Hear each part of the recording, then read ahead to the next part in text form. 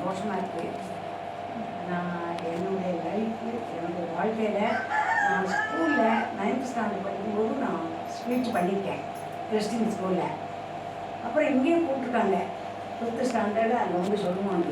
நான் எதுக்கு தலையிடுறதில்லை, ஆனால் என் மனசுக்குள்ளே அங்கே ஸ்பீச் பண்ணணுங்கிற எண்ணம், அதனால் நான் போக மாட்டேன்.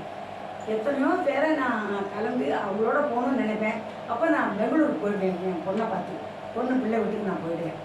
இன்றைக்கி மேடத்தை வந்து என்னை வந்து ரொம்ப வற்புறுத்தி நீங்கள் அவசியம் வந்து ஒரு 10 வார்த்தையாவது குழந்தைகளுக்கு வந்து சொல்லணும் ராமரோட இதை பற்றி அப்படின்னு. இந்த ஸ்பீச் பண்ணுறது அவங்க குழந்தை ராமச்சந்திரமூர்த்தியை வந்து அவங்க வீட்டில் அவதாரமாக அவங்க பிறக்கணும்.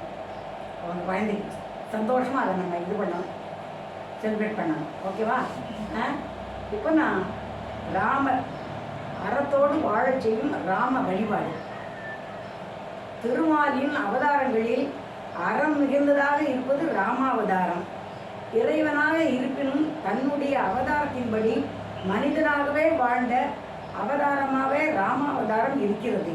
மனிதன் நீதிமுறைகள் இப்படித்தான் வாழ வேண்டும் என்கிற ஒழுக்க நியதிகள் மற்றும் ஆன்மீக லட்சியங்கள் குறித்து உறுதியான கொள்கையுடன் விளங்க வேண்டும் என்பதை எடுத்துரைப்பதற்காக ராமபிரானின் அவதாரம் இந்த பூமியில் நிகழ்ந்தது.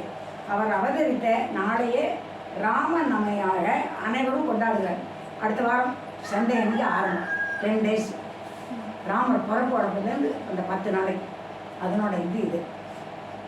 அயோத்தியை ஆட்சி செய்ய வந்தார் தசரதன் என்ற சக்கரவர்த்தி. அவருக்கு கோசலை, சுமித்திரை, கைகேயி என 3 மனைவிகள். உலகெங்கும் வெற்றி கொடி நாட்டி தசரதனுக்கு நாட்டை ஆள ஒரு வாரிசு இல்லாதது பெரும் கவலையை தந்தது. இது குறித்து தனது குல குருவான வசிஷ்டரிடம் கூறினார்.